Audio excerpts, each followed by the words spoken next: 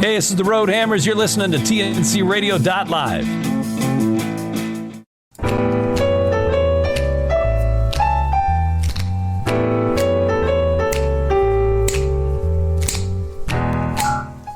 There we go. You know that music. That means it's time for Building Strong Minds with Dr. Christopher Cortman. I'm Tom Kelly. We're going to be with you for the next hour talking about all sorts of different ways to kind of build up the mental side of life. A lot of times on this station and others, they talk about, you got to get in better shape physically, and that's important. That's a good thing. I never want to say it's not. But also got to work on the other parts too. So on Monday nights, we do Building Strong Minds, followed by the Driver Podcast, followed by our friends from over at TFC Global, talking about things spiritual and otherwise. So mind, body, soul, each and every Monday night, including Dr. Christopher Cortman, noted as therapist and author, who wrote the book Social Black Belt. Dr. Cortman, ever tell you that I wrote a book? Does it have pictures? It doesn't. I wrote a book called How to Get Along with Anybody. Well, I didn't write it by myself. I wrote it with this other stupid jerk who I can't stand. But it didn't sell real well. I don't know. Maybe it's because of that guy's fault. But no, I didn't write a book. Yeah, I just like that joke. It's a think joke, and old Steve Martin stuff. So, but it's great to have you with us tonight. How are you doing on this wonderful Monday evening?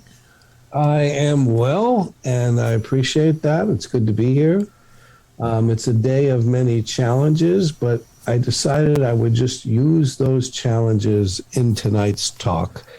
Because tonight, as you probably recall, we are going to talk about the first of the 10 truths of the social black belt. And that truth really comes down to our emotions. Our feelings are not strange visitors from another planet, that we can actually understand them and ultimately champion them.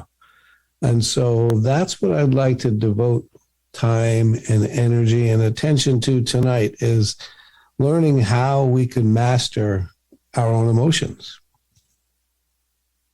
Well, I'm looking forward to it. I am not a Vulcan and do not tend to master my emotions very well. And like a lot of guys, a lot of negative emotions that I get tend to get expressed in anger. Is that unusual? Well, it's noted that because males have been stereotypically conditioned to think differently as the stronger of the sexes, so to speak, we have not been allowed to express our more tender emotions. You hit the nail on the head that for a man, it's kind of like either love or humor on one side, or the other side, it's anger and rage, because we were not taught that we can feel and express fear, even though we feel fear just like women do. And we don't express embarrassment. Embarrassment quickly turns into emasculation, which turns into rage. And even feelings like rejection or being insulted, you don't see a man typically express those feelings like, I feel very hurt, I feel insulted, I feel rejected. You see rage, you see anger. And it's all the same feelings underneath. Whereas a woman might cry and say, I feel humiliated. A man would say, I'm so pissed off, or, would want to say something or act in a way that's much more aggressive. So, yeah, in order to be a man, we've been through those, that cultural training that says those emotions are not for us. They're actually for women. So we throw them all in a blender and they come out as anger and rage, at least stereotypically. And so I would want men to understand that we have all the same emotions, all the same feelings that women have. We just need to learn how to appropriately express them, and we can do so, as men. It's okay to say, that scares me. It's okay to say, I was very embarrassed, or quite frankly, I was humiliated, or I felt less than a man, or, whatever. I was working this week with a woman who was talking about her husband just being a complete pain to her. And she's been his caregiver for the last 5 years, as he has MS, multiple sclerosis. And so at times he needs a walker, and there's not much he could do that he used to do. He was an owner of a construction company, a very much an alpha male, rode his motorcycle around the country, just really prided himself in being a man's man, the kind of guy that men respected because his word was good, he was honorable. And now he's just a beast to deal with for the woman that loves him and has been there for him for, I don't know what it's been, 40 something years. They've been married, maybe 50. But I shared with her this week, rather than just saying, okay, well, you need some time for yourself and you need a support group for yourself because it's nice for caregivers to talk to other caregivers. I said, I also want you to understand what this is like for him. Your husband has been alpha male. He's been independent. He's been autonomous. He's been successful. He didn't rely on other people. He was a self-made man who had a successful business that was his business. When he wanted to do something, he went and did it. He had money. He had autonomy. He had his motorcycle. He had his buddies, and now he can't walk across the room. Now he feels like he's a lot less than a man. Now he feels cheated. He feels like I lived a good life. I played by the rules. I did everything well. And this is my just desserts. This is what happens to me. He's very bitter. He's very, he feels betrayed by the forces that be, whether that be God or the universe or whatever. It's like, I deserved better than this. I didn't hurt people. Why do I have to contend with this? And I wanted her to understand, she listened to me and she said, oh my God, that's exactly how he thinks. You never spoke to him. How do you know? And I said, it does not take a rocket scientist to understand what's happened and how his thinking has changed. So now he's dependent where he was autonomous. And now he's bitter. And now he feels like there's so little in life to look forward to. And most of all, he feels like he's helpless and powerless to do anything about it. And this should never have happened to him. He's reading somebody else's script, and the whole thing is unfair. It's unfair. It's not right. How did this happen to me? I can understand that. Having seen my brother-in-law go through basically the same thing. Here was a guy who was military copter pilot and a life flight pilot, and got to the point that, couldn't go to the bathroom by himself. That's exactly what I'm talking about. That is emasculating. It strips away a man's sense of pride and masculinity. Sure. I mean, the last thing I want to be having to do is ask someone to wipe my butt when I've been doing that myself since I was 3. Exactly. All right, in my case, 9. But, that's something that's regression. I've been walking since I've been a toddler. I don't want help walking. Right. And we can feel for guys like this. But I also say to the guys who are like this, that if you're bitter, if you're angry, if you're resentful, if you feel violated, if you feel screwed over by life, you're not finished with your process yet. You are not where you need to be.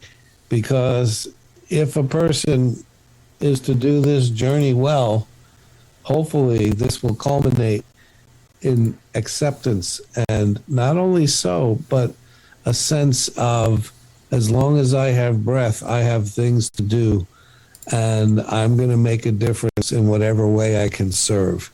And that is a more difficult attitude to summon up than many of us can muster, but it's really necessary when we sustain significant losses. Sure.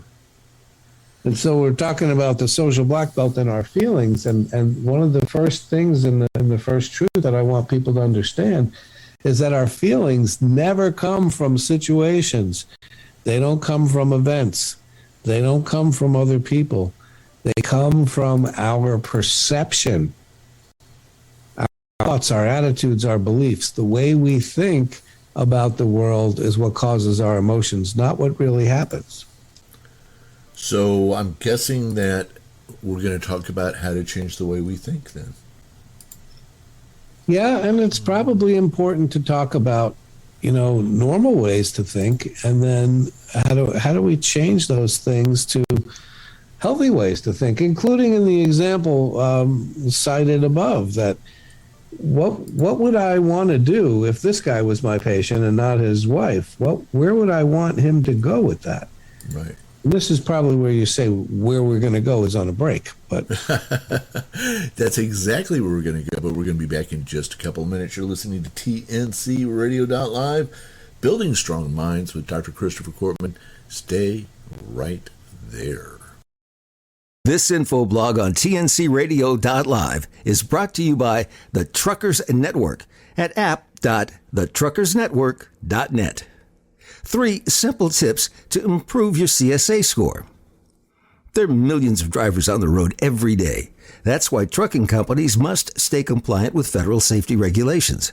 Staying compliant with federal safety regulations not only helps keep yourself and others on the road safe, but also helps improve your safety scores. A good CSA score is extremely important to the success of a trucking company.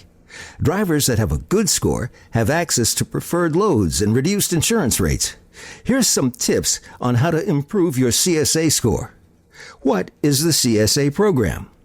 CSA, Compliance, Safety, Accountability, is a program of the FMCSA that holds truck drivers accountable for their role in safety.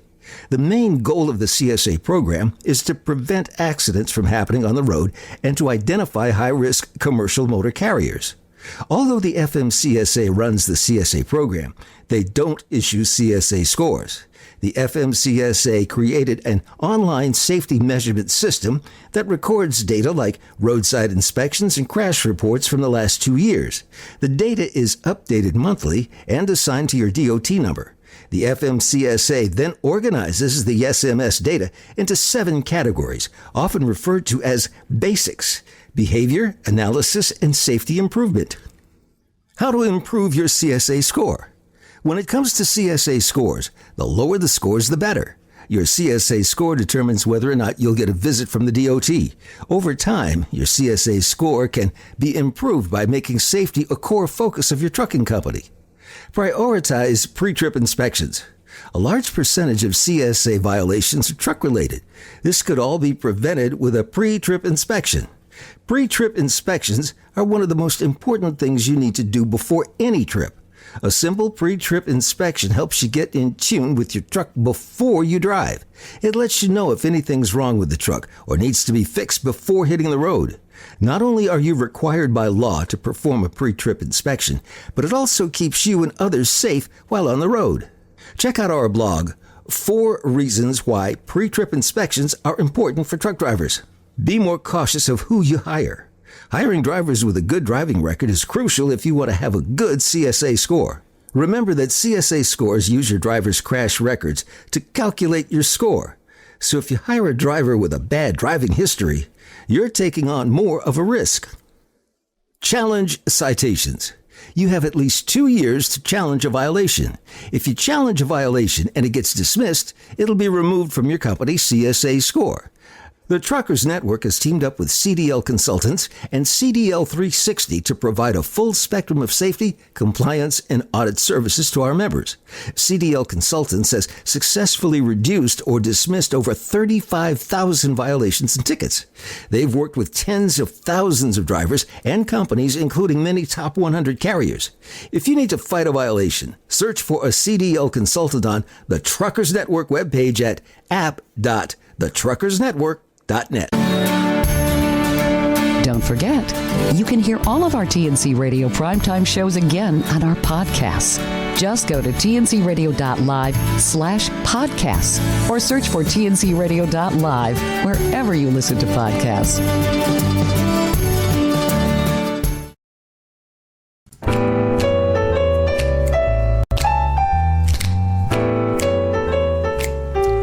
Best snapping since West Side Story.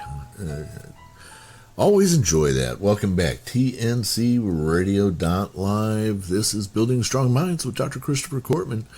So, Dr. Chris, during the break, we were talking about my dear brother-in-law who passed away about, 5-6 weeks ago. And I had a lot of respect for him. He you were talking about a man's man. This is a guy who flew helicopters for the military and ended up dying of heart failure associated with Parkinson's and other things too. But I feel emotion about what he went through. I'm frustrated, angry, and maybe even disappointed on his behalf that instead of somebody like that you expect to I don't know, I have a more appropriate death. It just doesn't seem like it was the right kind of way to go out. And he was, to take care of him the way we had to at the end, it was very tough on all of us. Yeah, one of the things that demonstrates, and we'll get into this a little bit later, hopefully, is that anything that causes you emotion, meaning you in this case, but it causes a person emotion, can be traced back to an investment. There are no emotions without investments. That is, you have to have a horse in the race. You have to have something you care about, skin in the game. Whatever phrase you want to use, you have to care. Something must be important to you. So anytime we have emotion, we are wise to say, where's my investment? So if we back up here, you're saying, I was invested in my brother-in-law. I really liked, cared about, and admired the guy. Absolutely, yeah. And it seems to me like life threw him a real lousy going away party. It just didn't fit. It was a very sad, emasculating sort of last chapter of life. It doesn't fit. If you were writing a book about a guy like this, you would not have selected this as an ending. Nobody would go see the movie. No. And this was real. So I think there's another investment in this for you, Tom. And one of the attitudes that so many of us carry with us through life is that life should be fair and life should make sense. And sometimes it just so doesn't make sense. You told me earlier about the train wreck in Missouri. I don't know a lot about it because I've been working and have not been exposed to media, but there's going to be senseless deaths and a bunch of people very badly hurt, and really for no good reason. There are so many times in life when we think this is not fair, this is not right, and we're very bitter and we're resentful, and it comes down. We look at what the different emotions mean, anger, we'll get into this later, hopefully also, anger is about the perception of violation. We get angry when we perceive that something or someone violated us. This wasn't fair. I didn't, there's no way that this was supposed to happen. I didn't get my fair share or my just desserts, or, this happens to us all the time when we're dealing with corporate America. We pay for something and we say, I didn't get my money's worth on this. I got cheated on this. Right. I didn't get my, somebody charged me for this. I didn't get anything. Anyway, so in this case, you look at your brother-in-law and you say, this is just a really terrible ending to his life. The guy deserved better. And I find myself upset on his behalf. Yes. I can't make sense of it because he deserved better. I like the guy, and I think of him kind of as a hero who gave himself, for his country. And boy, there should be a better going away present party than this. And so, it's a statement about you. Your feelings are always going to be statements about you. And they're not necessarily bad statements or wrong statements. What did they say about you? That you cared about your brother-in-law, and that deep down you have the sense that life should make sense and it should be fair. And someone might say, well, geez, Tom, that's pretty irrational. Life is very often unfair, and life very often does not approximate a movie in that the good guys win in the end and the bad guys all go to jail. And the good guys, when they get shot, it's just in the arm, and by the end of the movie, they're fine. Mm-hmm. It's life doesn't always look like that. So we have these stories of people, and we just shake our heads and we say, I don't know what to do with that. I don't know where to put that in my mind. And we have to put that somewhere. Mm-hmm. Going back to this gentleman that I was talking about, again, he's not my patient, but if he were, I would first demonstrate that I understood everything that I shared earlier about why he feels what he feels. And I would say, oh, and by the way, most of us would feel just like you do. This is not, I'm not saying you're bad. I'm not saying you're crazy. I'm not saying you're mentally ill. I'm saying you're really normal.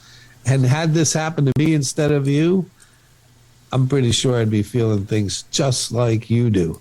However, and here's a big however, do you want to stay? Do you want to live in this resentment and bitterness for the rest of the ride?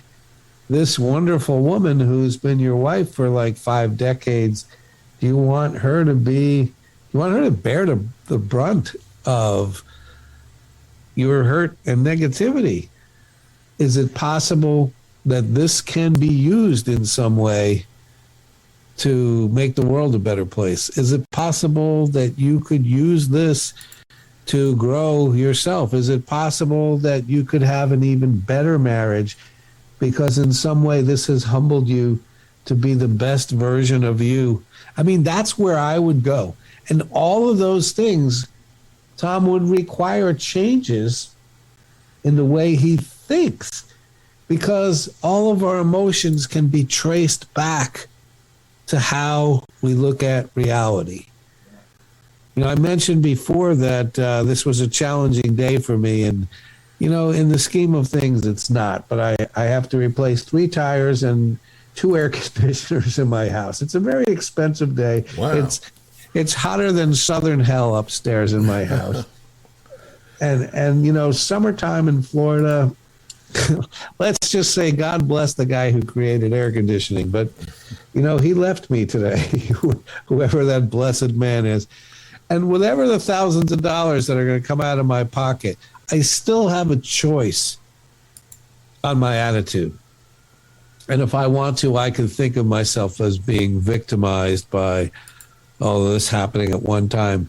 But I tell you what, if I want to preach mental health, that's what this show is all about, building stronger minds. I want to say, you know what, Chris, go ahead and have your little attitude and say what you need to say. Go ahead and complain. Go ahead and whine.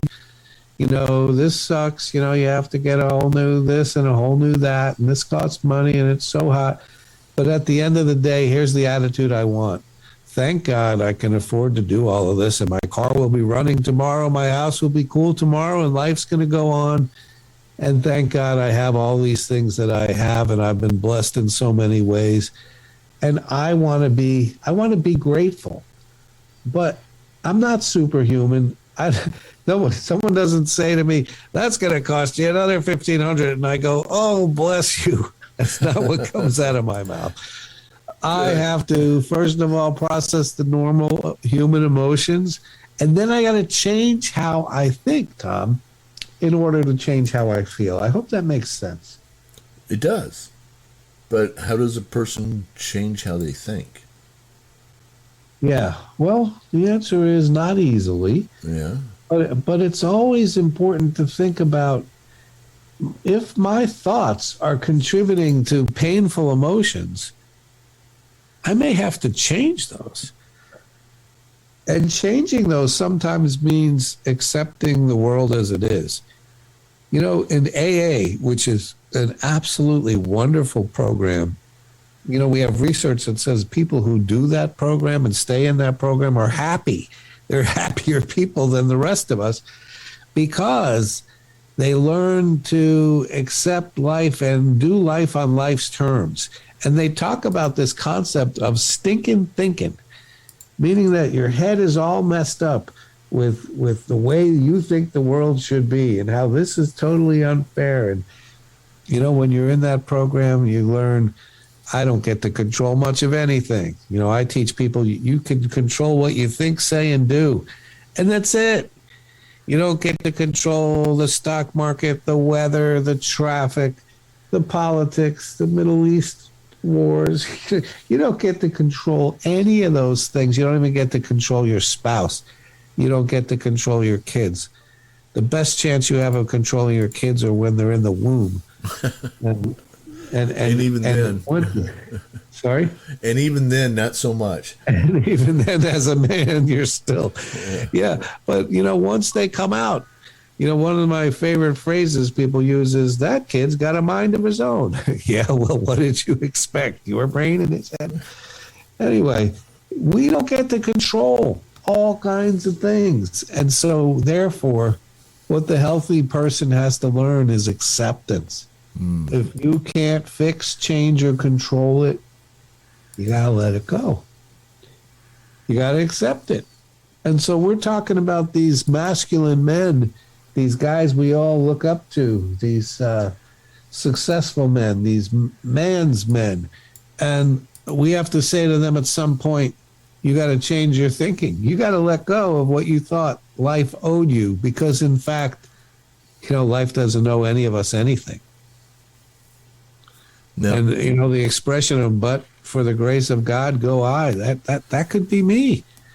That could be you. And sometimes we just have to say, I'm grateful for the life that I've lived and for the opportunities I've had. And now this is the next chapter of my life, and I have to figure out how to make it meaningful and how to make it worthwhile and how to bless the people that are in my circle, even though I might not have the big circle that I had before.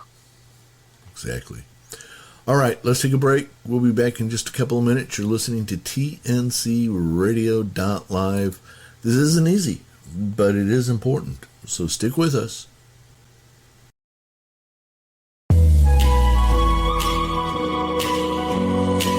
Hi, I'm Dr. Christopher Cortman, and now for the Mental Health Minute. I am impressed by how many times people are hurt by unkind words that are said not only to their faces sometimes, but very often in social media. People complain to me about things that make them feel so bad about themselves or so ashamed. And I'll ask them, is this true?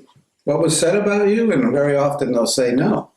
So I have a rule with them that says, before you own anything, how about try it on? Let's consider it to be like shopping for a prom dress. If it doesn't fit, put it back on the rack. Don't wear it. In fact, to quote the great philosopher Taylor Swift, sometimes when you try some things on, you just have to shake it off. I like the kids to know, try it on. If it doesn't fit, shake it off. Try it on, shake it off. Try it on, shake it off. Don't wear anything that doesn't belong to you. It belongs to somebody else. Let them wear it. But wait a minute. Stop the shaking. What if the criticism fits? In that case, be brave enough to wear it and then change it if it needs changing. And then shake it off again.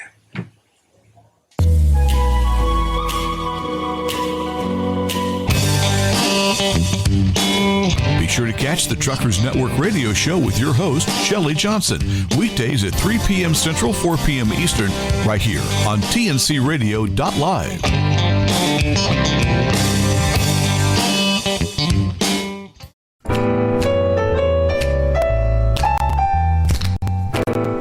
Welcome back in, tncradio.live. Dr. Christopher Cortman is with us, Building Strong Minds. I'm Tom Kelly, and we're talking about the social black belt and the first truth.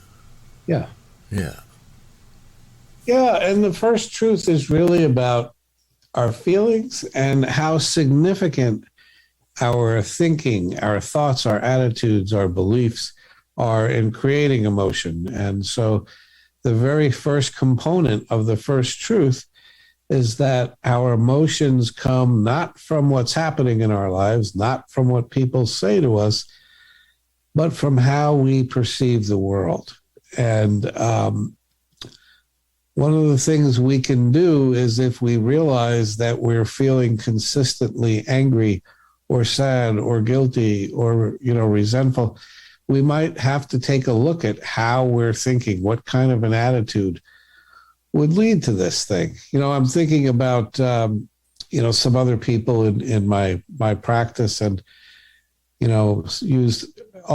would like to use real life examples to help people understand, certain points and certain lessons in life. So I'm working with a guy, you talk about helicopter pilots. This guy was in Nam, and he was in Korea, and he did special service, and he was a pilot for helicopters. And he had some harrowing stories and some things that we really had to work through.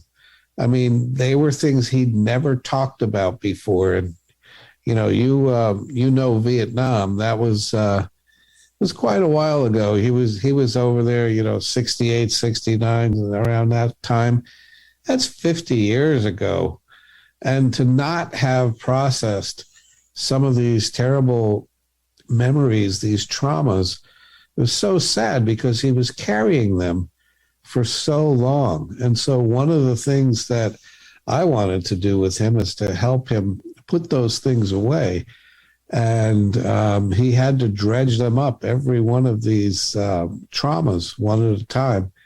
And if we ever get to the 10th truth, we'll talk about how we, heal emotionally from things like that. But to this gentleman's credit, I feel like he's got nothing left in his duffel bag about yesteryear. He's taken out all the traumas, and he's put them all in a better place as a result of dealing with them head on in therapy. But now he has to figure out what the last chapter of this book of his life is going to be, because he still feels, a lifetime military guy, he still feels like a fish out of water when he goes to parties and people have jobs as, lawyers, or they have jobs as in corporate America or whatever it is. He lived a different life being in the military. And he's done so many things that he'll never do again. I mean, he's in a phase of his life where he's not working anymore. He's retired. But he has to figure out how to feel meaningful and how to feel connected. I mean, we all have to have purpose down to practically the last day of our lives. So one of the big challenges we have now that we put the past away, is to figure out now, now who do you want to be? Now what do you want to do? And I'm forever working with the guy on let's look at what options are available. And do you want to do Meals on Wheels? Do you want to be a big brother and help some little guy who doesn't have a father and teach him a lot of the things that you know? Again, this is a man's man. Or what is it that you want to do? But I remind him, if he chooses to do nothing, if he chooses to stay home and seclude himself, then what he's signing up for is a lot of loneliness and boredom and emptiness and sadness, because we all have to believe that our lives are meaningful and that we have purpose and that we have humans to connect with. And so this is another example of a guy who, has lived an incredible life. Story after story amazes me, but he's still alive. He didn't just go off into the heavens after one of those missions or battles. He's still here. And the greatest battle now is, what do I want to do with my Tuesday?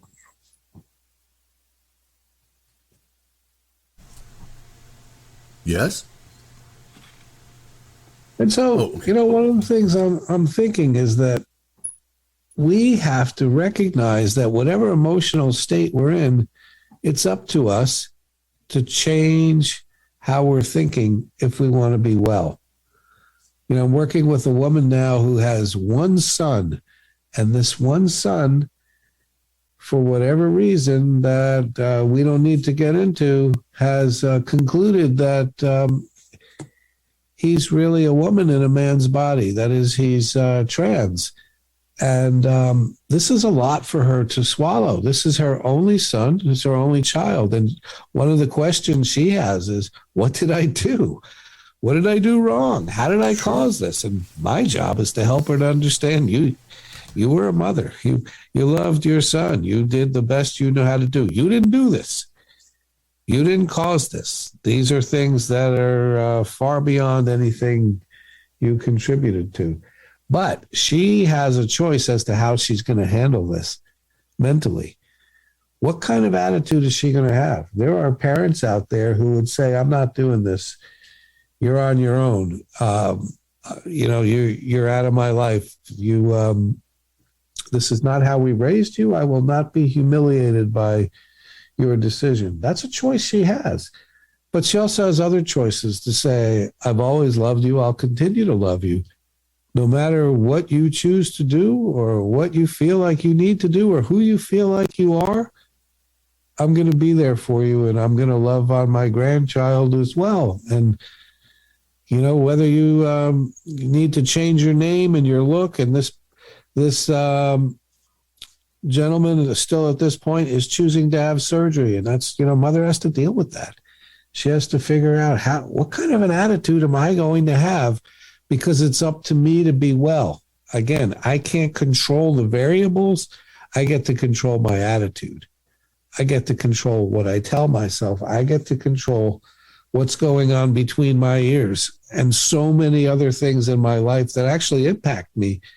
They're not mine to control. How I respond to them, that's mine. And what's the process then to get yourself there? Because I hear what you're saying, but that's not a light switch flip. You used two phrases or words there that I really appreciate. One of those is light switch. And if you're following that, a light switch is something you flip and you go from darkness to light. It's instantaneous gratification. It's pretty awesome. Right. I don't understand how all that works, but I'm impressed by it, and I like having electric lights. But the other phrase you used is the process. And that's exactly, the light switch is exactly what it isn't, and the process is what it is. And that is, you don't just do this at the snap of a finger. It always begins with feel what you feel at the beginning. Go ahead and express your pain. Go ahead and talk about how lousy it is, excuse me, to have one child and the child is a trans, and how hard that is for you. Talk about what it's like to give your entire life up to your country and then end up in a wheelchair, or talk about just how it feels to be you, regardless of what your situation is. And then it's a matter of, do I want to stay in this position? Do I want to stay in this mindset? Isn't there a way that I could rethink this and move towards an acceptance? How can I find a way to be relevant again in this world? How can I touch other lives? How can I make a difference? How do I find the best version of me in spite of this situation? Yes, those are the questions. So what's the answer? How do you do that?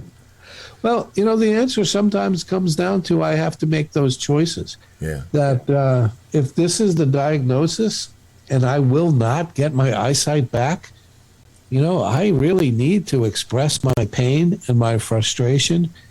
And then I have to decide, do I want to live this life? Am I going to jump off the nearest bridge because I can't see anymore? Or am I going to go to, support classes and learn how to work with a guide dog? Am I going to figure out how to negotiate this life by emphasizing other skills that I have because I can't see anymore? I mean, if I make a decision to live, then I really need to do the best that I can to deal with these situations that I didn't create. Again, I didn't cause them. They teach you in AA the 3 C's. I didn't cause this problem. I can't control this problem, and I can't cure it. But what I can do, the 4th C, would be I can find a way to cope with it. And there are so many situations that people have championed where their lives are incredible, because you would think if that happened to me, I would have given up. I would have died. I would have just threw in my hand and say, I'm not playing anymore.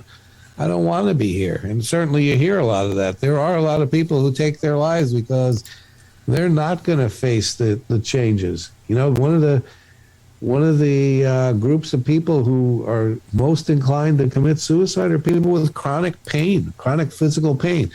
And that's kind of self-explanatory. If every day your back is killing you, it sort of makes sense that one day you want to say, I'm done hurting. I'm done hurting. This is too hard. I can't do this anymore. Right. So how do we help people like that? Well, we use every physical technique we could use, right? Whether we use ablations or TENS units or medication or surgery or whatever we do. But at the end, there's going to be some acceptance. There's going to be a way of coping. There's going to be a need to have a sense of humor. There often requires faith. It often requires saying, if this is what is in store for me, by the grace of God, I will go through this. And sometimes we have to find that strength in our faith. Right. Wow. All right. Let's take one more break, come back, and put a wrapper on this one for tonight. You're listening to TNC Radio.live, Building Strong Minds with Dr. Christopher Cortman. Stay with us. 5 tips for becoming a great truck driver. Being a truck driver is a rewarding career, but being a great truck driver is even more rewarding. Truck driving is not an easy job. It requires hard work and dedication. Truck drivers take pride in the hard work they do. After all, without truck drivers, our grocery and convenience stores would be empty. Whether you're a rookie or a veteran driver, there's always room to improve your skills as a truck driver. Here are 5 tips for becoming a great truck driver. Safety. Truck driving is considered one of the most dangerous jobs in America, so safety must be a driver's #1 priority. Truck drivers are responsible for keeping their freight, themselves, and other motorists on the road safe. Other drivers on the road may not know the difficulties and challenges truckers face on the road, so truck drivers may have to go the extra mile to ensure everyone's safe on the road. Prioritize health. A truck driver will prioritize their health. After all, taking care of your health can help you have a long-lasting, successful career as a truck driver. It's no secret that truck driving is considered an unhealthy profession. Drivers lack healthy food options, exercise, and a good sleep schedule. Stay compliant with federal regulations. Trucking rules and regulations are monitored by two organizations, one at a state level and one at a federal level. The trucking rules and regulations are established at a federal level. Staying compliant with federal regulations is essential for keeping yourself and others safe on the road. It can also save you from getting fines, which in return saves you time and money. Maintain a clean driving record. The best way to avoid traffic violations is to be aware of all the moving and non-moving violations you could get. Certain violations can affect the eligibility to operate a commercial motor vehicle. The Federal Motor Carrier Safety Administration provides a list of violations. If you're issued a citation for FMCSA safety violations, your CDL could be in danger of suspension. Here are some things that can cause you to get a point on your driving record or possibly a suspended CDL. Speeding, following too close, overweight, traffic violation, reckless driving, driving without proper endorsements, logbook errors. Drivers must be aware that any type of violation could result in a loss of their CDL. Balance trucking and home life. The last tip for becoming a great truck driver is balancing truck and home life. Truck driving is hard and demanding work. Becoming a truck driver means spending many hours and days on the road. You'll sacrifice a lot for your trucking career. For many long-haul truck drivers, it's hard to separate life at work from life at home. Learning how to have a balance between home life and work life is essential if you want to have a long-lasting career in trucking.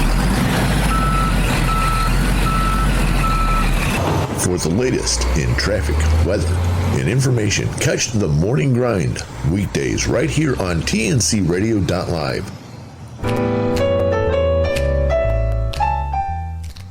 Welcome back in, tncradio.live. This is Building Strong Minds with Dr. Christopher Cortman. Dr. Cortman, coming into our last segment here before we get too far in, and because we have a tendency to jump in and then suddenly go, oh no, we're out of time. Tell people how they can find out more about you. Yeah, srqshrink.com. If they're on TikTok, I am the TikTok Shrink. Amazon has all of my books, and they can always just get in touch with me via email or call through the office. I'm easy to find. So srqshrink.com is a good way to do that. Fantastic. So srqshrink.com, srqshrink.com, and that does not stand for Syracuse, New York. No, it's Sarasota, Florida, actually. Sarasota, Florida. All right. srqshrink.com. All right, good. So, Tom, one of the things that some great teachers did in lifetimes before ours and even in the day today is they would use stories. And sometimes, like to say Jesus, he would use these things called parables, right? He would talk about something, and he really was talking about something else, but he was talking about it in a way that made sense to people. He'd talk about farming, for instance, or fishing, or something that made sense to his crowd. And in keeping with what we've been talking about, I want to share one of these stories. It's a made-up story, and you'll see how silly and ridiculous, but I know that this is an intelligent crowd, an intelligent audience that listens to your show, and I'd like to think they'd get something. They'd understand where I'm coming from with this parable. So imagine that we got two guys, and they're friends, and one guy recognizes that he hasn't seen nor talked to his buddy in a while. So he calls him up and says, hey, man, it's been ages. Why don't we get together one of these nights? We'll do something, we'll shoot pool or go to dinner or see a movie or just something, The other guy says, great. How do you want to do that? He says, how about I'll swing by and pick you up? So they arrange it. And the guy comes over and picks the gentleman up, and they go out and they have a great time. And he's driving him home, and they're thinking, boy, we need to do this again. This was really fun. How do we let this lapse, this friendship of ours? And he said, yeah, I know. We need to put more into it. And so he literally walks the gentleman to his door, and the guy says, you want to come in for a bite or a drink? And he's like, no, man, I got to get out of here. Well, he opened the door, and much to both guys' amazement, the place is trashed. I mean, somebody broke in and just destroyed this place, whether they were looking for money for drugs or what they were doing, they just trashed the place completely. And the friend says, oh my God, I'm so sorry. What can I do? How can I help? And he says, no, really, I got this. Just give me some time. I can handle this. He says, you're sure? Let me call it. No, I'll take care of all of this.